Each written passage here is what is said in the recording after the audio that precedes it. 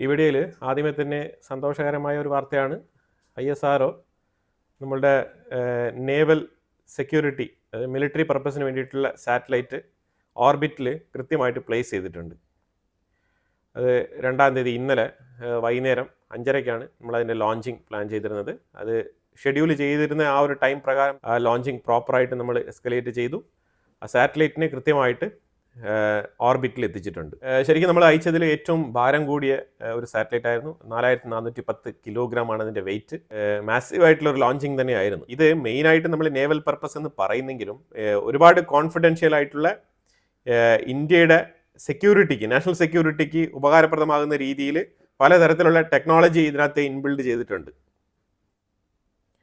Indian army ഇപ്പോൾ നടത്തിക്കൊണ്ടിരിക്കുന്ന operation തൃശൂൽ 2025 അത് ശരിക്കും പറഞ്ഞാൽ ഇന്ത്യയുടെ ഡിഫൻസീവ് ഓപ്പറേഷൻ എന്നുള്ള രീതിയിൽ നിന്നൊക്കെ മാറി ചിന്തിച്ചുകൊണ്ട് ഒഫൻസീവായിട്ടുള്ള മിലിറ്ററി ഓപ്പറേഷൻസിന് പ്രാധാന്യം നൽകിക്കൊണ്ടുള്ള ഒരു ട്രെയിനിങ് ആണ് ഇപ്പം ഇന്ത്യൻ ആർമി കണ്ടക്ട് ചെയ്തിരിക്കുന്നത്. ഇത് വളരെ സീരിയസ് ആയിട്ടുള്ള ഒരു പ്രാക്ടീസാണ്.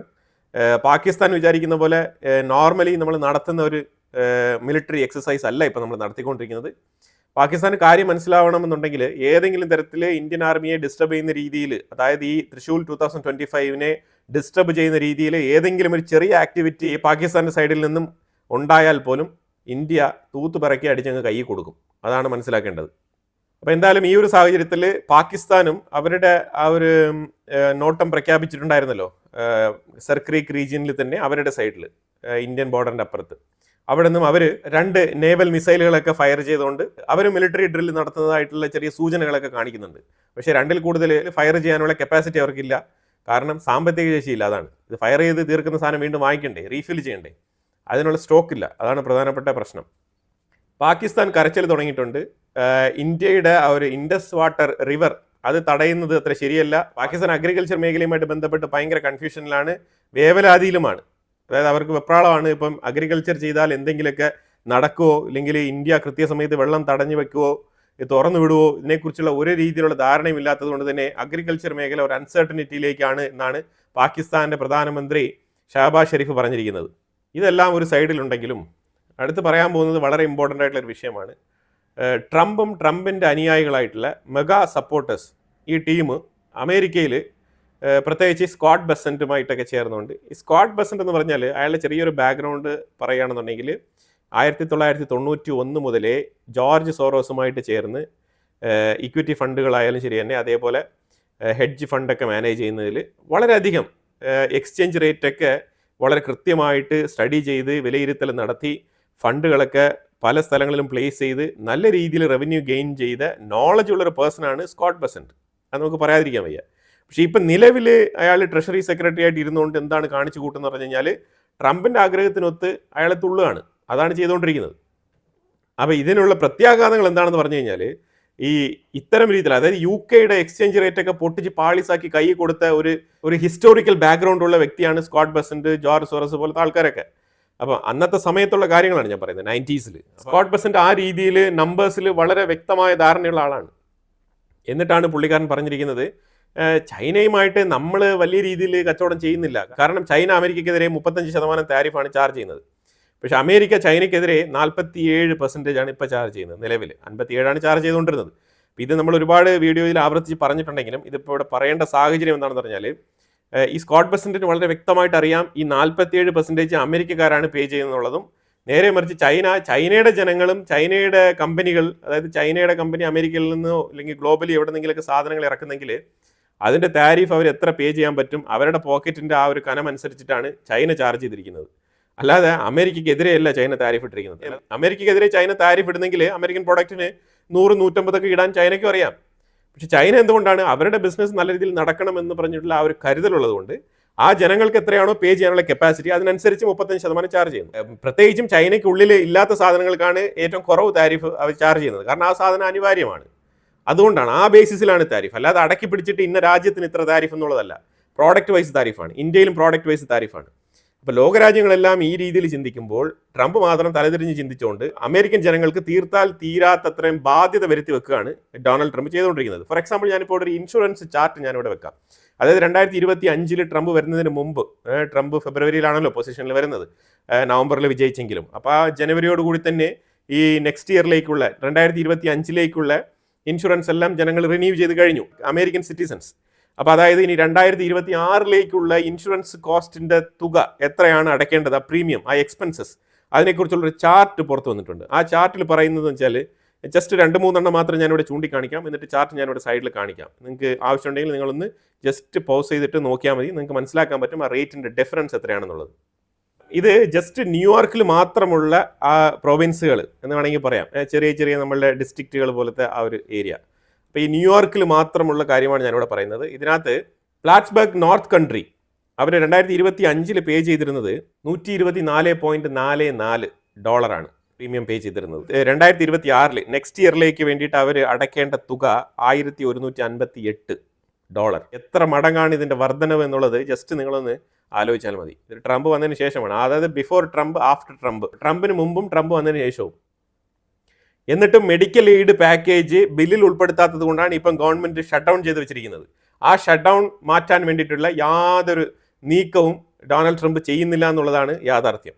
ഡെമോക്രറ്റുകളുമായിട്ട് സംസാരിക്കുക, നെഗോഷിയേറ്റ് ചെയ്യുക. ലോകമെമ്പാടും പോയിട്ട് മറ്റുള്ള രാജ്യങ്ങളുടെ അടുത്തെല്ലാം നെഗോസിയേഷൻ ചെയ്യുന്ന ആളാണേ. പക്ഷേ സ്വന്തം രാജ്യത്ത് ഓപ്പോസിറ്റ് പാർട്ടിയുമായിട്ട് ഇരുന്ന് ഒരു കൺസെൻസസിൽ എത്താനുള്ള സമയം പുള്ളിക്കില്ല, താല്പര്യമില്ല. റോക്ക്ലാൻഡ് കൗണ്ടിയിൽ ഇതിനു മുമ്പ് പേ ചെയ്തിരുന്നത് $191 പ്രീമിയം ഇൻഷുറൻസിന് വേണ്ടിയിട്ട് അടച്ചിരുന്നത്. അവർ ഇനിയിപ്പം 2026 $1124 അടയ്ക്കേണ്ട ഒരു സാഹചര്യമാണ്. ഇതേപോലെ തുടരെ എന്ന് വെച്ചാൽ എല്ലാം തന്നെ ഇവിടെ ഫിഗർ മാറിയിട്ടുണ്ട്. അത് നിങ്ങൾക്ക് ഒറ്റ നോട്ടത്തിൽ തന്നെ കണ്ടു കഴിഞ്ഞാൽ മനസ്സിലാക്കാൻ പറ്റും, അത്ര എളുപ്പത്തിലാണ്. കാരണം കണ്ടുപിടിക്കാൻ പറ്റാത്തത്രത്തോളം ചെറിയ മൈന്യൂട്ട് ചേഞ്ചസ് അല്ല ഇവിടെ ഉള്ളത്. ഇവിടെ റിമാർക്കബിളി വലിയ രീതിയിലുള്ള ചേഞ്ചസ് ആണ് വന്നിരിക്കുന്നത്. അപ്പോൾ അതുകൊണ്ട് നിങ്ങൾക്ക് ഒറ്റ നോട്ടത്തിൽ തന്നെ ഇത് വായിച്ചെടുക്കാൻ കഴിയുന്നതാണ്. ഞാനിവിടെ ഓരോന്നായിട്ട് ലിസ്റ്റ് ചെയ്യുന്നില്ല, ഇതാണ് അവസ്ഥ.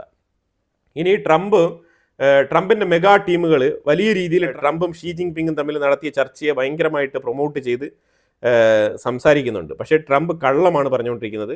ഏതാണ്ട് 80 മില്യൺ ടണ്ണിലധികം സോയാബീൻ ചൈന ഇറക്കും എന്നുള്ള രീതിയിൽ, അതായത് വരുന്ന 2028 വരുന്ന 2-3 വർഷത്തിനുള്ളിൽ ചൈന ഇത്രമാത്രം സോയാബീൻ അമേരിക്കയിൽ നിന്നും ഇറക്കുമതി ചെയ്യും എന്നുള്ള രീതിയിൽ പറഞ്ഞ് പരത്തുന്നുണ്ട് വാർത്തകൾ. പക്ഷേ ചൈനയുടെ സൈഡിൽ നിന്ന് പറഞ്ഞിരിക്കുന്നത് ഞങ്ങൾ അതിനെക്കുറിച്ച് ആലോചിച്ച് ഡിസ്കസ് ചെയ്തിട്ട് പറയാമെന്ന് പറഞ്ഞിരിക്കുന്നതായിട്ടാണ് ചൈനയുടെ ഗ്ലോബൽ ടൈംസ് റിപ്പോർട്ട് ചെയ്തിരിക്കുന്നത്. ഇപ്പോൾ കാര്യങ്ങൾ വളരെ വ്യക്തമാണ്. അതായത് ഷീ ജിൻപിങ്ങിനോടൊപ്പം ട്രംപിന്റെ മീറ്റിംഗ് കഴിഞ്ഞിട്ട് ട്രംപ് ഇറങ്ങി അങ്ങ് പോയി. രണ്ടുപേരും ചേർന്ന് നിന്നുകൊണ്ട് ഒരു പത്രസമ്മേളനമോ അല്ലെങ്കിൽ പോയിട്ട് ട്രൂത്ത് സോഷ്യൽ മീഡിയയിൽ ഞങ്ങൾ ഇന്ന പോയിന്റുകളിലൊക്കെ സംസാരിച്ചു, ഇന്ന ധാരണയായിട്ടുണ്ട് എന്നുള്ള വിശദമായിട്ടുള്ള ഒരു കുറിപ്പോ ഒന്നും തന്നെ ട്രംപ് എഴുതിയിട്ടിട്ടില്ല.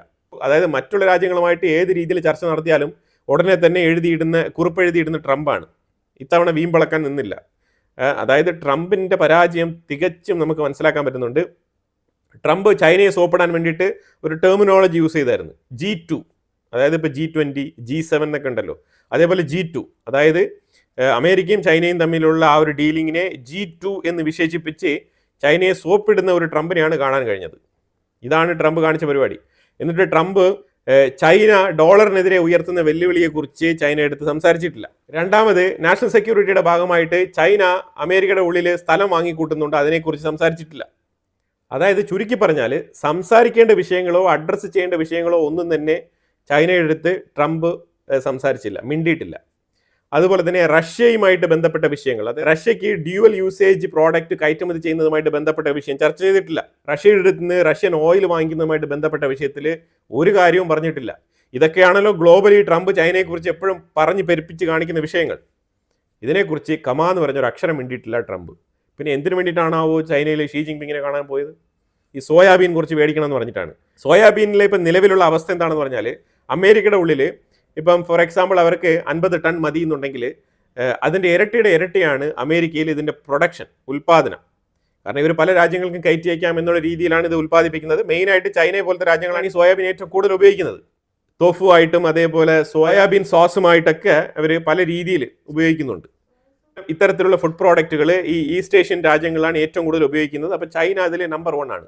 അതുകൊണ്ടാണ് ചൈനയെ അവർ ഇത്രമാത്രം ടാർഗറ്റ് ചെയ്യുന്നത്. അമേരിക്കയുടെ ഉള്ളിലുള്ള മാർക്കറ്റ് കവർ ചെയ്യാൻ 50 ടൺ മതിയെങ്കിൽ അവിടെ 100 ടൺ ഉണ്ട്. അപ്പോൾ ഈ 100 ടണ്ണും കൂടി ഇപ്പം അമേരിക്കയുടെ ഉള്ളിൽ തന്നെ സർക്കുലേറ്റ് ചെയ്ത് വിറ്റഴിക്കേണ്ട സാഹചര്യത്തിലേക്ക് അമേരിക്ക തള്ളപ്പെട്ടിരിക്കുകയാണ്. ഇതുകൊണ്ട് സംഭവിക്കുന്നത് എന്താണ്? നോർമലി 50 ടൺ അവിടുത്തെ ലോക്കൽ മാർക്കറ്റ് ഫോക്കസ് ചെയ്ത് വിറ്റുകൊണ്ടിരുന്ന കർഷകർക്ക് ഇപ്പം നഷ്ടമാണ്. കാരണം പ്രോഡക്റ്റ് ഒരുപാടുണ്ട്, ഇപ്പം ഡിമാൻഡില്ല എന്ന് പറയുമ്പോൾ എന്താണ്? വില ഇടിയുന്നു.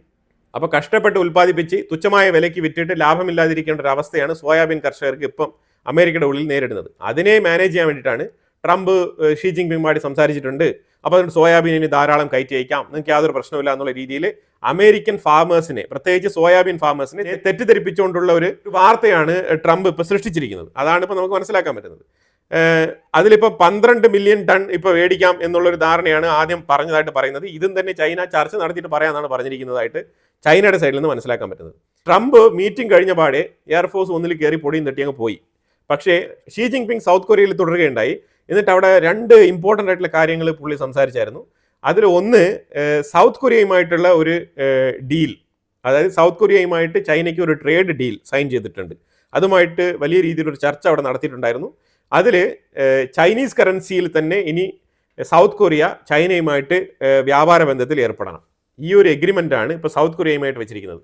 അതായത് ട്രംപുമായിട്ട് ചർച്ച നടത്തിയിട്ട് ഡോളറിനെതിരെയുള്ള ഒരു കരാറാണ് ഷീ ജിൻപിങ് സൗത്ത് കൊറിയയിൽ നിന്ന് നടപ്പിലാക്കിയിരിക്കുന്നത്. ഇത് ഒരു വിഷയവും ഇല്ലാണ്ട് സൗത്ത് കൊറിയ ഒപ്പിട്ട് കൊടുത്ത് അക്സെപ്റ്റ് ചെയ്തിരിക്കുകയാണ്. അപ്പോൾ ട്രംപിനെ നേരിട്ട് കാണുമ്പം രാജാവേ എഴുന്നള്ളുക എന്നൊക്കെ പറയുന്നത് പോലെ അല്ല രാജ്യങ്ങൾ പെരുമാറുന്നത് എന്നുള്ളതാണ് ഇതിൽ നിന്ന് മനസ്സിലാക്കേണ്ടത്. രാജ്യങ്ങൾക്ക് അവരുടേതായിട്ടുള്ള താല്പര്യങ്ങളുണ്ട്. അവരവരുടെ നെയ്ബറിംഗ് കൺട്രിയുമായിട്ട് എങ്ങനെ പെരുമാറണം, എന്ത് ചെയ്യണം എന്നുള്ളതൊക്കെ അവരുടേതായിട്ടുള്ള താല്പര്യങ്ങൾക്കനുസരിച്ചാണ് പെരുമാറുന്നത്. അല്ലാതെ ട്രംപ് വിചാരിക്കുന്നത് പോലെ ഞാൻ പറഞ്ഞാൽ എല്ലാം നടക്കുമെന്ന് വിചാരിച്ചു കഴിഞ്ഞാൽ അത് യൂറോപ്യൻ രാജ്യങ്ങൾ അത് ഫോളോ ചെയ്യുമായിരിക്കും. പക്ഷേ മറ്റുള്ള രാജ്യങ്ങളെല്ലാം തന്നെ ഇപ്പം അതിൻ്റെ തിരിച്ചറിവിലേക്ക് അവർ വന്നിട്ടുണ്ട്. അവരുടെ രാജ്യങ്ങൾക്ക് വേണ്ടിയിട്ടുള്ള തീരുമാനങ്ങളാണ് എടുക്കുന്നതായിട്ട് മനസ്സിലാക്കാൻ പറ്റുന്നത്. ഇപ്പം ഇനിയിപ്പോൾ ഹംഗേരിക്ക് ഈ റഷ്യൻ എണ്ണയുമായിട്ട് ബന്ധപ്പെട്ട വിഷയത്തിൽ നല്ല രീതിയിലുള്ള തിരിച്ചടിയാണ് ഇപ്പം ഹംഗേരി നേരിടുന്നത്. ഹംഗേരി ഇപ്പം യൂറോപ്യൻ യൂണിയനിൽ തന്നെ ഒരു ഭീഷണി കൊടുത്തിരിക്കുകയാണ്. എന്ത് ഭീഷണി എന്ന് പറഞ്ഞാൽ ഹംഗേരി ബ്രിക്സിലേക്ക് ചേരാൻ വേണ്ടിയിട്ട് താല്പര്യം പ്രകടിപ്പിക്കുന്നതായിട്ടുള്ള വാർത്തകൾ വരുന്നുണ്ട്. ഹംഗേരി ആത്മാർത്ഥതയോടുകൂടി ജോയിൻ ചെയ്യാൻ വേണ്ടിയിട്ട് തീരുമാനിച്ചതാണോ നമുക്കറിയില്ല. പക്ഷേ അല്ലെങ്കിൽ ഈ റഷ്യൻ എണ്ണയുമായിട്ട് ബന്ധപ്പെട്ട് ലൂക്കോയിലിന് മേളിലിരിക്കുന്ന അവർ സമ്മർദ്ദം 50% ഹംഗരിയിലെ എണ്ണ വിതരണ കേന്ദ്രങ്ങൾ അടച്ചു പൂട്ടിയിരിക്കുകയാണ്. നോ ഫ്യൂവൽ എന്നാണ് എഴുതി വെച്ചിരിക്കുന്നത്. ആ സാഹചര്യത്തിൽ ഈ പ്രതിസന്ധി മറികടക്കാൻ വേണ്ടിയിട്ട് ചെയ്യുന്നതാണെന്ന് അറിയത്തില്ല. ഈ 2 രാജ്യങ്ങളെയും ഡിപ്പെൻഡ് ചെയ്തിരിക്കുന്ന കുറേ യൂറോപ്യൻ കൺട്രീസ് ഉണ്ട്. അവരെല്ലാം തന്നെ ഇപ്പം പ്രതിസന്ധിയിലാണ്. എണ്ണ ഇല്ലാത്തുള്ള അവസ്ഥ, ഫ്യൂവൽ ഇല്ല. ഇത് അടുത്ത കേസ് കിട്ടും. അത് കഴിഞ്ഞ് ഇപ്പോൾ സൗത്ത് കൊറിയയിലെ ഷീ ജിൻപിങ് പറഞ്ഞിരിക്കുന്ന അടുത്ത വിഷയം എന്ന് പറഞ്ഞാൽ AI ടെക്നോളജി എന്ന് പറയുന്നത് ഒരു പുതിയ ടെക്നോളജിയാണ്. അത് ലോകത്ത് എല്ലാവർക്കും ഈവനായിട്ട് കിട്ടുന്ന രീതിയിൽ, ലോകത്തുള്ള എല്ലാവർക്കും പ്രയോജനപ്പെടുന്ന രീതിയിലുള്ള ഒരു AI ടെക്നോളജി ആയിരിക്കണം നമ്മൾ കൊണ്ടുവരേണ്ടത്. അല്ലാതെ അതിനെ ഒരു മോണോപോളി സൃഷ്ടിച്ചുകൊണ്ട് ഇതിൻ്റെ ചിപ്പ് എൻ്റെ അടുത്ത് മാത്രമേ പാടുള്ളൂ, ഞാൻ മാത്രമേ ഇത് സെല്ല് ചെയ്യുള്ളൂ, AI ടെക്നോളജി അമേരിക്കയിൽ മാത്രമേ ഉണ്ടാവാൻ പാടുള്ളൂ എന്നുള്ള രീതിയിലുള്ള നിയമങ്ങളൊക്കെ കൊണ്ടുവരുന്നത് അത്ര ശരിയായ നടപടിയല്ല. ഹ്യൂമാനിറ്റിക്ക് നല്ലത് കിട്ടുന്ന രീതിയിലുള്ള എല്ലാ കണ്ടുപിടുത്തങ്ങളും എല്ലാവർക്കും അവൈലബിൾ ആവണം. ഒരു മോണോപോളി ഉണ്ടാവാൻ പാടില്ല എന്നാണ് ഷീ ജിൻപിങ് പറഞ്ഞു വെച്ചത്.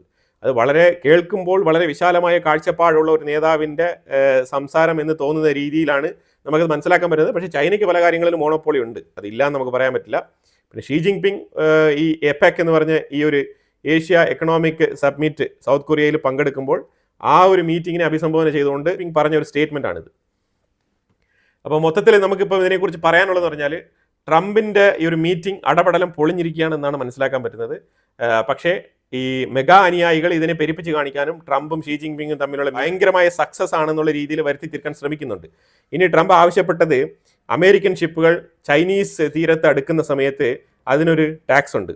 ആ ടാക്സ് ഒഴിവാക്കാൻ ട്രംപ് ആവശ്യപ്പെട്ടിട്ടുണ്ട്. പക്ഷേ ഇതിനകത്ത് വലിയ രീതിയിലുള്ള വ്യത്യാസങ്ങളൊന്നും വന്നിട്ടില്ല. 57% താരിഫും 47% താരിഫും തമ്മിൽ ചൈനയ്ക്ക് വലിയ വ്യത്യാസമൊന്നുമില്ല. അതുകൊണ്ട് തന്നെ ചൈന ഇതിലൊന്നും ആക്ഷൻ എടുക്കാൻ പോകുന്നില്ല. കാരണം ഹാർബറിൽ അടുക്കുന്ന ഷിപ്പുകൾക്ക് സ്പെഷ്യൽ ടാക്സ് കൊണ്ടുവന്നത് അമേരിക്കയാണ് ആദ്യം. അപ്പോൾ ഇപ്പോൾ അമേരിക്കയിൽ ആ നിയമം നിലനിൽക്കുന്നുണ്ട്. ചൈനീസ് ഷിപ്പുകൾ അവിടെ അടുക്കുമ്പോൾ അതിനൊരു ചെറിയ ഫീസുണ്ട്. ആ ഫീസ് ഒഴിവാക്കിയാൽ മാത്രമേ ചൈന ഇത് ഒഴിവാക്കുള്ളൂ എന്നുള്ളതാണ് ഇപ്പോൾ വീണ്ടും പറഞ്ഞിരിക്കുന്നത്. ട്രംപ് വന്നു, കണ്ടു, ഷീ ജിൻപിങ്ങിനെ കണ്ട് സംസാരിച്ചു. G2 ആണ് നമ്മൾ രണ്ടുപേരും, അതായത് ഗ്ലോബൽ 2 പവേഴ്സ്. അത് കഴിഞ്ഞിട്ട് ട്രംപിനെ കുറച്ച് ആവശ്യങ്ങൾ ഇങ്ങോട്ട് പറഞ്ഞു, പറ്റുമെങ്കിൽ ഇത് ചെയ്തു തരൂ എന്നൊക്കെ പറഞ്ഞിട്ടൊക്കെ പോയിട്ടുണ്ട്. പക്ഷേ ചൈന ഇന്നത് ചെയ്യാം ഇന്നത് ചെയ്യില്ല എന്നുള്ളതിനെ കുറിച്ചുള്ള ഒരു കാര്യവും പറഞ്ഞിട്ടില്ല. ശരിക്കും പറഞ്ഞാൽ കുറച്ച് സമയം നഷ്ടപ്പെട്ടു എന്നുള്ളത് മാത്രമാണ് ഇതിനകത്ത് മനസ്സിലാക്കാൻ പറ്റുന്നത്. അതിലുപരിയായിട്ട് ഇതിൽ ഒരു പ്രയോജനം വരാനില്ല എന്നുള്ളതാണ് നിലവിലെ ഈ 2 നേതാക്കൾ തമ്മിൽ, ഈ G2 നേതാക്കൾ തമ്മിൽ സംസാരിച്ച ആ ഒരു മീറ്റിംഗിൽ നമുക്ക് മനസ്സിലാക്കാൻ പറ്റുന്നത്. വളരെ വിശദമായ ഒരു റിപ്പോർട്ട് വായിച്ച് മനസ്സിലാക്കിയിട്ടാണ് ഞാൻ ഈ വീഡിയോ എടുത്തിരിക്കുന്നത്. ഇതിനെക്കുറിച്ചുള്ള അഭിപ്രായങ്ങൾ കമന്റ് ബോക്സിൽ രേഖപ്പെടുത്തുക. കൂടുതൽ വാർത്തകളുമായിട്ട് അടുത്ത വീഡിയോയിൽ വരാം. Thank you so much.